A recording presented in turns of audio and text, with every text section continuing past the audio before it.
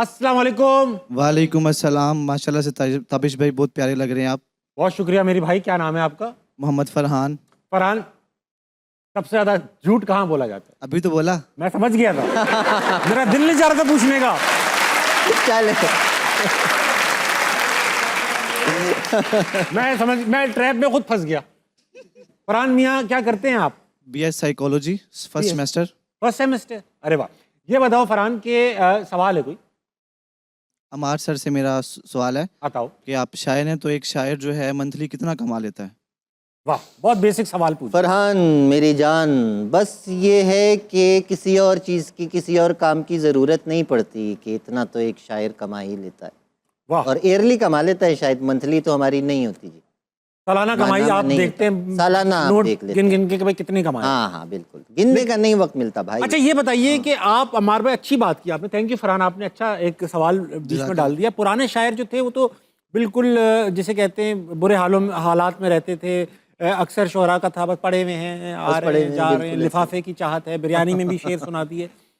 अब के शायर मैंने देखा है बड़े मशहूर शायर हैं, मशहूर ना हो अमीर शायर हैं। वाह। आपके हमअसर हैं काफ़ी लोग, देखा है जी, गाड़ियाँ हैं, ये हैं, क्राउड है, ख़वातीन का झुरमट है। ये बिल्कुल एक नई रविश है शोरा के साथ जो हो रही है।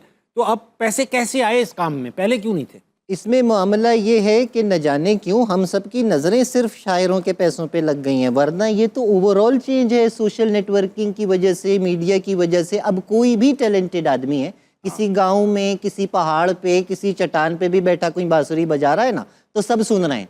बेशक, लेकिन सवाल सिर्फ शायर से हो रहा है।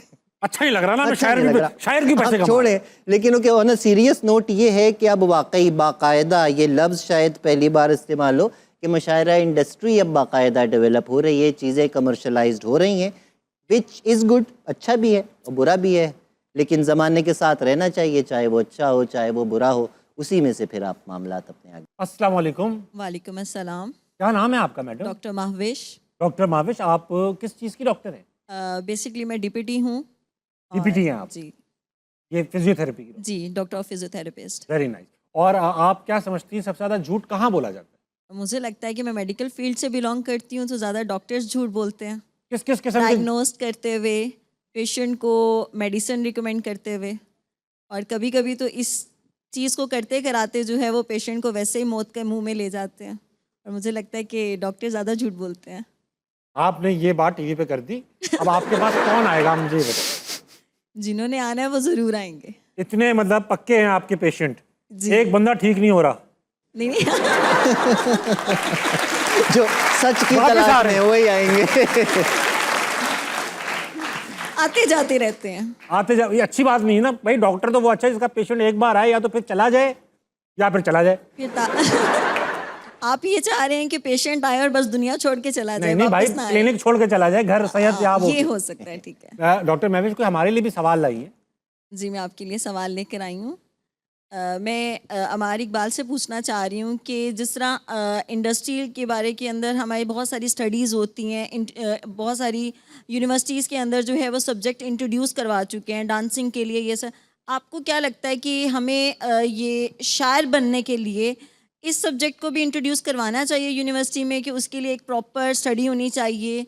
कलाम जो है वो किस तरह अदा किया जाए, कैसे हम लिखें? लेकिन पुराने ज़माने में तो कहा जाता था कि अगर कोई शायर बन रहा है तो दिल टूट गया है तो शायर बन गया है। तो इस चीज़ से थोड़ा सा साइड पे हो के क्या हमें एक सब्जेक्ट इंट्रोड्यूस करवाना चाहिए यूनिवर्सिटीज़ में? एकेडमिक्स में नहीं, हरगिज़ नहीं। शायर बनने के लिए क्या करना चाहिए कि जो आपका सब्जेक्ट है ना, उसको आपको एक्स्ट्रा डिटेल्स में पढ़ लेना चाहिए। बड़ी बात शायर को इतना डिटेल ओरिएंटेड होना चाहिए। सही। जो भी आपकी दिलचस्पी है, चाहे आपका सब्जेक्ट है, उसकी आपको इतनी डिटेल्स मालूम होनी चाहिए। बाकी तमाम चीज़ें आप वक्त के साथ साथ और प्रैक्टिस के साथ साथ सीख जाते हैं।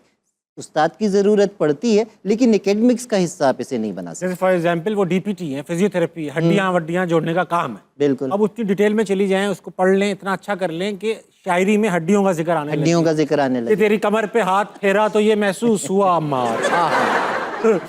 सब ये है जी। ये है वेरी गुड। तो आपका किस सब्जेक्ट में इतना ध्यान था कि आपकी शायरी में उसकी झलक दिखाई दी? मुझे लिटरेचर से ही ज़्यादा ताल्लुक था। बड़ी कोशिश हालांकि घर वालों ने की कि मैं इंजीनियरिंग पढ़ लूँ, ना पढ़ पाए हम। अच्छा किया। हाँ तो पढ़ भी लेते तो यही कर रहे होते कि मैं पढ़ के मैंने क्या उखा लिया। अस्सलाम वालेकुम। वालेकुम अस्सलाम। आपका क्या नाम है भाई? तैयबा हाशमी। तैयबा, आप क्या करती हैं तैयबा? सर मैं सीएस कर रही हूँ, फर्स्ट सेमेस्टर की स्टूडेंट हूँ अभी। अच्छा ठीक। जी तो भाई सबसे ज्यादा झूठ कहाँ बोला जाता है तैयबा? सर मेरे मुताबिक सबसे ज़्यादा झूठ हमारे रिश्तेदार बोलते हैं। वाह, बहुत खूब। आपके रिश्तेदार, खास तौर पे आपके रिश्तेदार सबसे ज्यादा झूठ बोल? हमारे मतलब सबके। सबके रिश्तेदार झूठ ज्यादा मैंने बोल? हमारे बोला है, हमारे हमारे, हम पूरी फैमिली हैं, मतलब जाहिर बात है आप, मैं भी। ये वही नस्ल वाली बात है भाई, कोई भी हो सकता वो है। यार पाकिस्तानी। चलो तो ये बताओ, क्या क्या करती हैं? तुम्हारी तारीफ कर जाते हैं, क्या करते हैं? तुम्हें लगता है झूठ बोल रहे हैं? कोई भी बात होती है वो एक की दो लगाकर आगे पेश कर देते हैं, बस ठीक। यही। अमार भाई, आपका भी यही सिलसिला रहा है रिश्तेदारों का, मतलब या नहीं, मैं आपके- बिल्कुल सच बोलता हूँ, सिर्फ शायरी में झूठ बोलता हूँ, बाकी मैं बिल्कुल सच बोलता हूँ, सिर्फ शायरी में झूठ बोलता हूँ। शायरी का झूठ। हाँ। तो कोई सवाल है आपके पास तैयबा? जी मेरा सर से सवाल है कि सर आपकी शायरी का असर जो है आपकी सेहत पर क्यों हुआ, आपके बालों पर क्यों नहीं हुआ? क्या कहने, क्या कहने। आहिस्ता आहिस्ता मैं ऊपर ना। वाह वाह, वाह। एक लफ्ज टस से मस और बस। बस हाँ, ये है, क्या है? ये मार्फत की ना आहिस्ता आहिस्ता मंजिलें मैं तय कर रहा हूँ। अभी दिल तक पहुँचा हूँ, अभी फिर चेहरे तक, अभी बालों तक पहुँचूंगा, इंशाल्लाह सफ़ेद हो जाएंगे।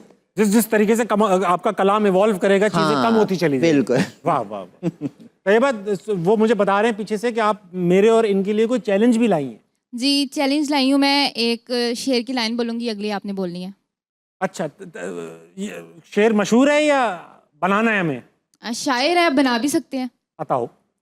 दर्द दिल हो तो दुआ कीजिए, वाह, दिल ही जब दर्द हो तो क्या कीजिए। ये तो पूरा आपने कर दिया। आप बनाए ना इसको आगे। पहला मिसरा आप दे दें, दूसरा मिसरा ये बना लेंगे। दूसरा मिसरा मैंने बोल दिया। तो पहला मिसरा दोबारा बोल दो, दोबारा यहाँ से लगा देंगे। दर्द दिल हो तो दुआ कीजिए। रुक जाइए, अब आप कीजिए। दर्द दिल हो तो दुआ कीजिए, ना हो तो दवा कीजिए। ना हो तो दफा कीजिए। दवा, दफा ना करें, दवा करें, इलाज करें। जी ठीक। दर्द दिल है तो दुआ कीजिए, और ना हो तो दवा कीजिए। अब ये मैं क्यों नहीं हो रहा? मैं बताता, अब मैं बनाता हूँ। हुजूर। दर्द दिल है तो दुआ कीजिए, दर्द दिल है तो दुआ कीजिए, ज्यादा जोर से हो तो आह कीजिए। वाह वाह वाह। क्या कहने से लूट ली महफिल आपने, वाह वाह।